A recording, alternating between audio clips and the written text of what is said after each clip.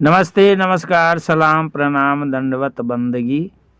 इससे पहले आप सभी ने सुना द्वापर युग में करुणामय ज्ञानी जी कबीर साहब के पृथ्वी पर आने की कथा, रानी इंद्रमती की कथा। इस कथा को 3 भाग में कर दिया गया है। पहला भाग आप सभी ने सुना किस तरह रानी इंद्रमती करुणामय स्वामी को अपने भवन में ले गए और उनसे वार्तालाप हुई। अब आइए आगे सुनते हैं इसके बाद क्या क्या हुआ। इससे पहले आप सभी से अर्जी, निवेदन, विनती, प्रार्थना है, लाइक कर देंगे, सब्सक्राइब कर देंगे, शेयर कर देंगे। साहेबंदगी, साहेबंदगी, साहेबंदगी। सतगुरु कबीर साहब कहते हैं कि हे धर्मदास, करुणामय स्वामी ने इंद्रमती को सब कहकर समझाया। सतयुग एवं त्रेता युग की अपनी कथा सुनाई। वह सुनकर उसने और अधिक जानने की इच्छा की, इसलिए और बात जो थी वे सब उसने पूछ ली। उत्पत्ति, प्रलय और जो बहुत कुछ हुआ था, यम निरंजन का सब चरित्र वर्णन कर उसे सुनाया। जिस प्रकार सतपुरुष ने शब्द से 16 सूत्र प्रकट किए, वह सब ज्ञान उसे कहकर सुनाया। सतगुरु कबीर साहब के चारों युग में होने का नाम इस प्रकार दर्शाए गए हैं। सतयुग सतसुकृत सतनामा, त्रेता मुनीन्द्र करथामा, द्वापर करुणामय सुखदाई, कलयुग नाम कबीर धराई। कुर्म का उदर फाड़ना तथा आद्या अष्टांगी देवी की उत्पत्ति होना, वह सब उसे अच्छी तरह से समझाकर कहा। निरंजन का अष्टांगी कन्या को ग्रास करना और उसे बाहर निकलना, और जिस प्रकार से पृथ्वी, आकाश आदि 5 तत्व हुए, सब बताया। 3 सूत्र ब्रह्मा, विष्णु एवं महेश की उत्पत्ति होना और सागर मंथन आदि सब पीछे की कथाएं सही ढंग से कही। जिस तरह से काल निरंजन ने माया मोह से जीवों को ठग रखा है, वह सब उसे वर्णन कर सुनाया। करुणामय स्वामी से पिछला सब ज्ञान सुनते ही इंद्रमती का भ्रम भाग समाप्त हो गया और प्रसन्न होकर उसने अनन्य प्रेम से उनके श्री चरण स्पर्श किए। रानी इंद्रमती हाथ जोड़कर घबराई सी बोली, हे प्रभु, आप मुझे यम से छुड़ा लो। अपना समस्त राजपाट आप पर न्यौछावर करती हूँ और यह सब धन संपत्ति त्याग डालती हूँ। हे दीन दयाल, सब बंधनों से छुड़ाने वाले बंदी छोड़, मुझे अपनी शरण दे दो और मुझे कृतार्थ करो। करुणामय स्वामी कहते हैं कि हे इंद्रमती, मेरा वचन सुन। मैं निश्चय ही तुम्हारी बंधन छुड़ाऊंगा। तुम मुझे पहचानो, समझो तथा मेरे प्रति विश्वास पक्का करो। अब मैं तुम्हें सार नाम प्रमाणा दूंगा। ज्ञान दीक्षा के 5 संस्कार के लिए चौका आरती कर पान परवाना लो, तब तुमसे यम दूर भाग जाएगा। मुझको पहचानो तथा मुझ पर विश्वास करो। पहले पान परवाना लो, जिससे भवसागर जीतकर फिर सतलोक चलो। करुणामय स्वामी कहते हैं कि आरती का जो कुछ साज वो सामान होता है, उसे ले आओ। तुम्हारे राजपाट से मुझे कोई कार्य नहीं है। धन संपत्ति मुझे कुछ भी अच्छे नहीं लगते। जीव को सावधान करने के लिए ही मैं इस संसार में आया हूँ। जो धन संपत्ति तुमने यहाँ पाई है, उससे संतों का आदर सत्कार करो। सतपुरुष स्वामी के सभी जीव हैं, परंतु मोहवश सब जीव अंधकार में पड़े हुए हैं। सब घट समस्त शरीरों में सत्पुरुष के अंश है। जीवात्मा वास करती है, वह कहीं प्रकट और कहीं गुप्त है। समस्त जीव सत्पुरुष के हैं, परंतु मोह एवं भ्रम अज्ञान के वश होकर निरंजन के पक्ष में हो रहे हैं। यह सब चरित्र निरंजन का है कि जीव सत्पुरुष को भुलाकर मोहवश उसके फैलाए खानी वानी भ्रमजाल में फंस रहे हैं और जगत में उसका रचा भ्रमजाल ही प्रमुख हुआ है। मेरे उपदेश को न समझकर जीव कालवश होकर मुझसे लड़ते हैं और भ्रमवश मुझे नहीं पहचानते। इस प्रकार जीव ने सत्पुरुष रूपी अमृत को छोड़कर निरंजन रूपी विष से प्यार किया है, जैसे कोई घी को छोड़कर मट्ठा ग्रहण करता है। असंख्य जीवों में कोई एक बिरला जीव मेरे शब्द उपदेश को समझकर मुझे पहचानेगा, मिलेगा और कपटी निरंजन दोस्त का भरोसा छोड़कर अपने सच्चे स्वामी सत्पुरुष से दौड़कर मिलेगा। करुणामय स्वामी के सुंदर वचन सुनकर संतुष्ट इंद्रमती ज्ञान गुण संपन्न मधुर वाणी में बोली कि हे प्रभु, सत्पुरुष का सत्य उपदेश सुनाकर आपने मुझ पापिन को बहुत सुख प्रदान किया। आपकी कृपा से मैंने मन बुद्धि की पहुंच से परे सत्पुरुष को पहचाना समझा है। हे प्रभु, अब मैंने आपको पहचान कर पाया है। आप निश्चय ही सत्पुरुष हो और जीवों के उद्धार के लिए आए हो। जिस सत्पुरुष ने लोक दीपों की रचना कर उन्हें सजाया संवारा है, आप वही हो। हे उदार प्रभु, आप मुझ पर कृपा करो जिससे मेरा उद्धार हो। अपने हृदय में मैंने सत्य जान लिया है कि आपसे अधिक श्रेष्ठ एवं ज्ञान गुण संपन्न कोई दूसरा नहीं है। हे प्रभु, अब चौका आरती के बारे में कहो और जो सामान चाहिए मुझे बताओ। सतगुरु कबीर साहब कहते हैं कि धर्मदास करुणामय स्वामी ने उसे वही कह सुनाया जैसा खेमसरी से चौका आरती के सामान का वर्णन किया था। उन्होंने कहा कि पहले चौका आरती कर पान परवाना लो, फिर मैं उसके बाद सत्पुरुष की पहचान तथा उन तक पहुँचने का ज्ञान तथा उपाय बताऊंगा। तब रानी इंद्रमती चौका आरती का सब सामान ले आई। फिर चौका में बैठकर करुणामय स्वामी ने गाने बजाने के विधि विधान के साथ चौका किया और आरती कर रानी इंद्रमती को पान परवाना दिया और सतलोक पहुँचने का चिन्ह स्वरूप सत्पुरुष का ध्यान एवं नाम सुमिरन सब बताया। फिर रानी इंद्रमती ने उठकर करुणामय स्वामी को मस्तक नवाया, शीश झुकाया और उनकी आज्ञा लेकर पान परवाना ग्रहण किया। फिर रानी इंद्रमती ने राजा चंद्र विजय को समझाया कि हे स्वामी, फिर ऐसा मौका न मिलेगा। यदि अपना कल्याण मोक्ष चाहते हो तो इन करुणामय स्वामी की शरण ग्रहण करो। मेरी इतनी सी बात निभाओ। राजा चंद्र विजय ने कहा कि हे रानी, तुम मेरी अर्धांगी आधा अंग हो, इसलिए मैं तुम्हारी भक्ति में आधा भागीदार हूँ। इसलिए मैं और तुम दोनों भक्त नहीं होंगे।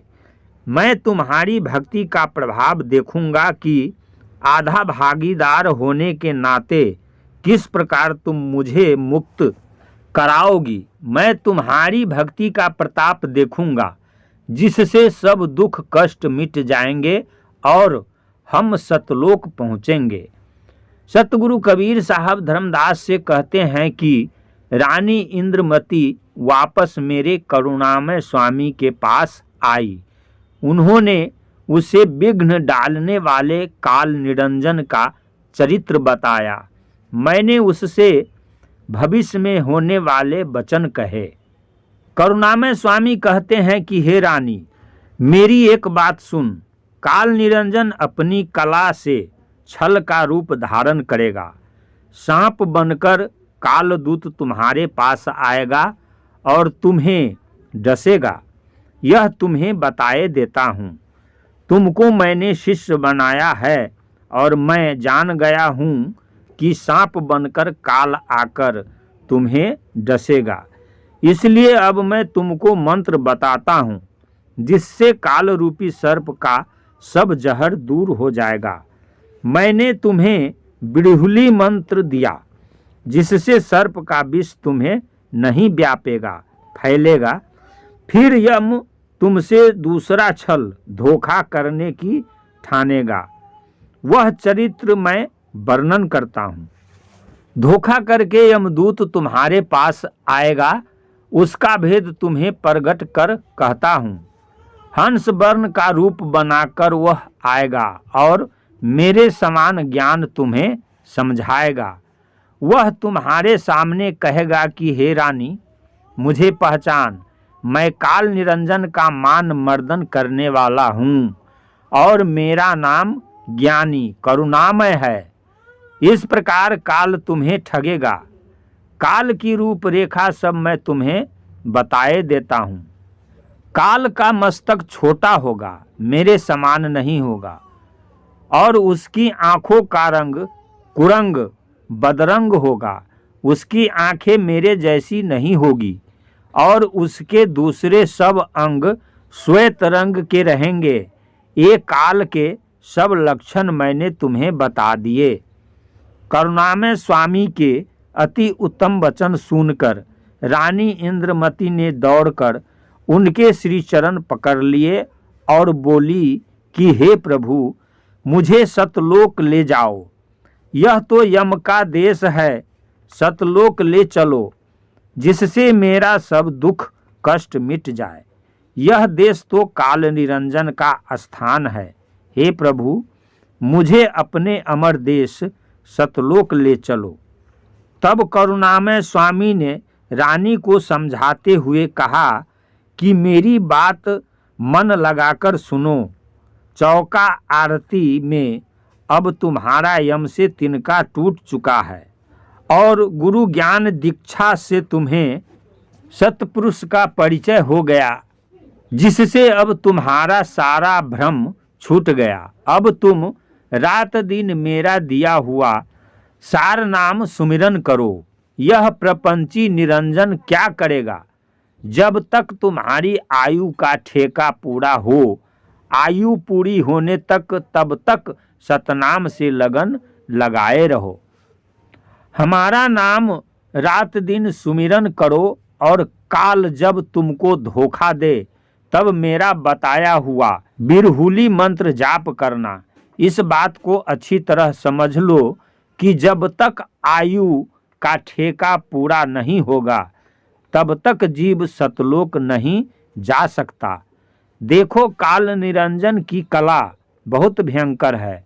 वह संसार में जीवों के पास हाथी का रूप धारण करके आता है, परंतु सिंह रूपी सतपुरुष का सतनाम सुमिरन करने वाले के सामने काल रूपी हाथी भय मानता है और फिर उसका सामना करने को नहीं आता।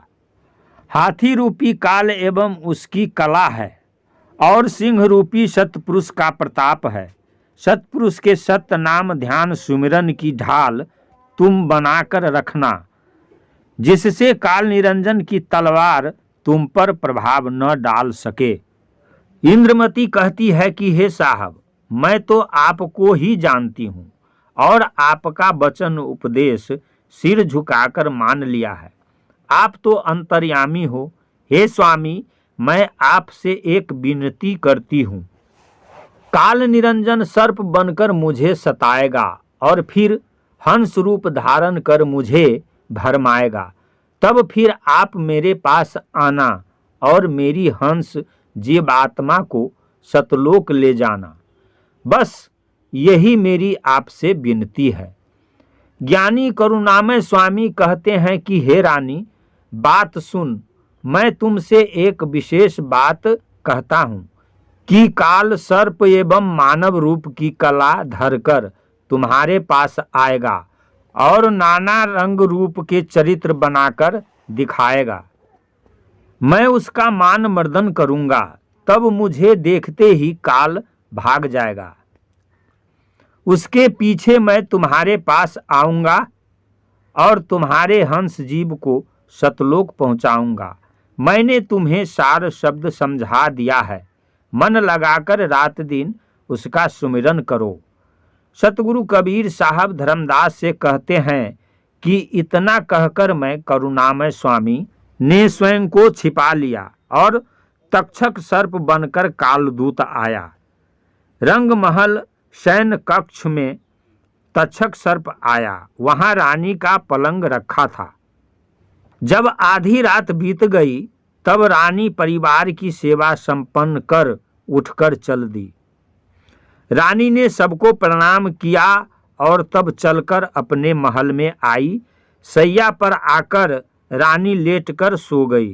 तब तक्षक सर्प ने जाकर रानी के मस्तक में डस लिया। तब रानी इंद्रमती ने राजा को ऐसा वचन कहा कि तक्षक सर्प ने आकर मुझे डस लिया है। इतना सुनते ही राजा व्याकुल होकर दौड़ा और सर्प का विष झाड़ने उतारने वाले गारुड़ी ओझा को शीघ्र बुलाया। परेशान राजा गारुड़ी से कहता है कि रानी मेरी प्राण प्यारी है, इस बार जो तुम इसे होश में ले आओ तथा सर्प का विष दूर हो जाए, ठीक हो जाए, तो मैं तुम्हें परगना बहुत गांवों का क्षेत्र दिलवा दूंगा। रानी इंद्रमती ने सतगुरु करुणामय स्वामी में सुरती मन ध्यान रखकर उनका दिया बिरहुली शब्द मंत्र जपा। उसने वैद्य गारुड़ी से कहा कि तुम दूर भागो, तुम्हारी कोई आवश्यकता नहीं है। परंतु राजा दूर नहीं हुआ। तब रानी ने राजा से कहा कि सतगुरु ने मुझे बिरहुली मंत्र समझाया बताया, जिससे जपने से मुझे विष नहीं चढ़ेगा। जिस क्षण सूर्य का प्रकाश होता है तो घोर अंधकार नष्ट हो जाता है, इसी प्रकार मंत्र जाप के प्रभाव से विष दूर हो गया। ऐसे महान प्रतापी मेरे गुरु स्वामी हैं, मैं बार बार उनसे विनती करती हूँ। कहती हुई रानी इंद्रमती खड़ी हो गई। राजा चंद्र विजय अपनी रानी को ठीक ठाक देखकर प्रसन्न हो गया। सतगुरु कबीर साहब धर्मदास को बताते हैं कि जिसने सर्प बनकर रानी को डसा था वह काल का भेजा हुआ उसका काल रूप दूत था। रानी के विष दूर हो जाने पर कालदूत वहां गया जहां ब्रह्मा विष्णु एवं महेश रहते थे। कालदूत कहता है कि मेरे विष का तेज इंद्रमती रानी को नहीं लगा। सतपुरुष के नाम प्रताप से मेरा सारा तीक्ष्ण विष प्रभावहीन हो गया। विष्णु ने कहा कि हे यमदूत सुन, तुम अपने सब अंग श्वेत करो, मेरी बात तुम मान लो और जाकर छल करके रानी को ले आओ। तब कालदूत ने अपने सब अंग को श्वेत किया, सारा रूप श्वेत किया और बहुत प्रसन्नता में भरकर रानी इंद्रमती के पास चला। रानी के पास जाकर यमदूत ऐसे बोला कि हे रानी, तुम कैसे उदास हो? तुम जानबूझकर अनजान कैसे हो गई? मैंने तुम्हें दीक्षा मंत्र दिया है। हे रानी, मेरा नाम ज्ञानी करुणामय है। मैं काल को मारकर उसकी पिसाई कर दूंगा। जब काल ने सर्प बनकर तुम्हें डसा तब मैंने आकर तुम्हें बचाया। तुम पलंग छोड़कर मेरे चरण स्पर्श करो, अपनी मान बड़ाई को छोड़ दो। अब मैं तुम्हें लेने आया हूँ, तुम्हें प्रभु के दर्शन कराऊंगा। तब रानी इंद्रमती ने उसकी रूपरेखा को पहचाना, जैसा कुछ करुणामय स्वामी ने विशेष रूप से कहा था। उसने उसकी आंख में 3 रेखाएं देखी, पीली, श्वेत और लाल। फिर उसका छोटा मस्तक देखा। तब रानी इंद्रमती को करुणामय स्वामी के कहे वचनों पर सत्य विश्वास हो गया। रानी ने कहा कि हे यमदूत, तुम अपने देश जाओ। अब मैंने तुम्हारे वेश को पहचान लिया। कौवा जो बहुत सुंदर रूप बनाए, परंतु वह हंस के रूप की सुंदरता कैसे पा सकता है, वैसा ही मैंने तुम्हारा रूप देखा। मेरे गुरु बहुत समर्थ हैं, जिन्होंने मुझे यह सब पहले ही बता दिया था। यह बात सुनकर यमदूत ने बड़ा क्रोध किया। वह रानी इंद्रमती से बोला कि बार बार कहकर तुमको समझाया, परंतु नहीं समझी। तुम्हारी बुद्धि फिर गई है। ऐसा वचन बोलकर वह यमदूत रानी के पास चला आया और उसने रानी इंद्रमती पर थप्पड़ चलाया। उसने रानी के सुंदर मुख पर थप्पड़ मारा, जिससे रानी धरती पर गिर पड़ी। तब इंद्रमती ने ज्ञानी जी करुणामय का ध्यान सुमिरन किया और विनती की कि हे सतगुरु, मेरी सहायता करो। मुझको काल बहुत प्रकार से दुख दे रहा है। हे साहब, आप यम की फांस काट दो, मुझे बचा लो। नमस्ते, नमस्कार, सलाम, प्रणाम, दंडवत बंदगी। अभी आप सुन रहे थे रानी इंद्रमती की कथा दूसरा भाग। फिर तीसरा भाग लेकर आगे मिलते हैं। साहेबंदगी, साहेबंदगी, साहेबंदगी।